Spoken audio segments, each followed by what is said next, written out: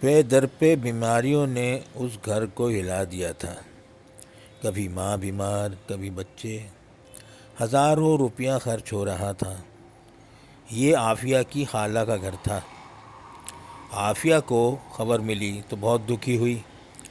بھلا لگی بندی آمدنی میں یہ اوپری اخراجات کیسے پورے ہو رہے ہوں گے؟ ابھی اسی ادھیڑ بن میں تھی کہ ایک خیال بجلی کی تیزی سے اس کے دل میں کوندا، اور عافیہ نے اس خیال کے آتے ہی عیادت کی نیت سے برقع پہن کر خالہ کے گھر کا رخ کیا۔ تھوڑی دیر خالہ کے پاس بیٹھ کر ان کے یتیم پوتے پوتیوں کا حال احوال پوچھا، پھر تنہائی میں خالہ زاد بہن سے کچھ کہہ کر لوٹ آئی۔ اس بات کو تقریباً 1 سال بیت گیا۔ جب خالہ کا فون عافیہ کے پاس آیا، تم نے جو لفافہ دیا تھا اسے میں نے استعمال نہیں کیا تھا، خالہ نے کہا۔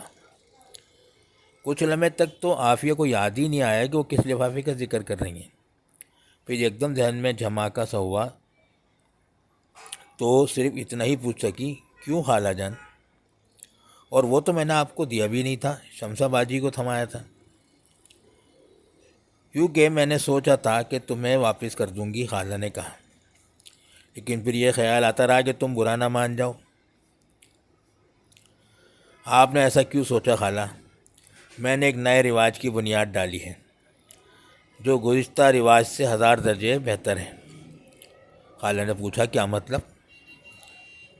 کیا ہمارے معاشرے میں شادی بیاہ اور دیگر خوشیوں کے موقع پر، مثلاً عقیقہ، سالگرہ وغیرہ پر تحفے تحائف اور لفافے دینے کا رواج نہیں ہے؟ میں نے خالہ سے کہا۔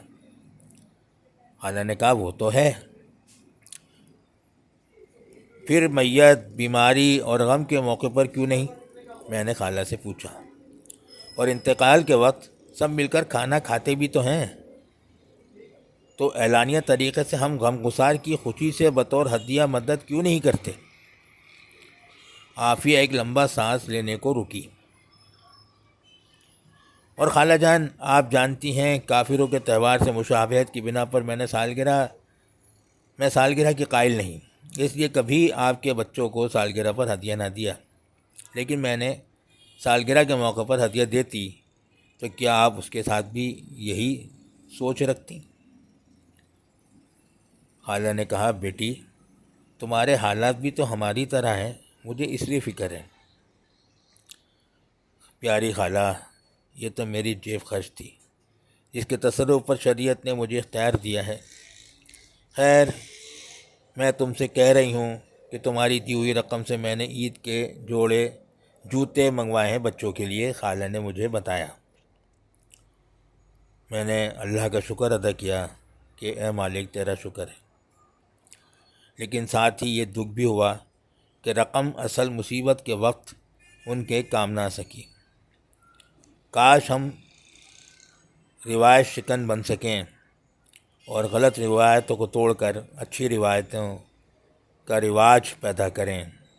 اللہ تعالی ہم سب کو اچھے عمل کرنے کی اور مثبت سوچ کی توفیق عطا فرمائے، آمین۔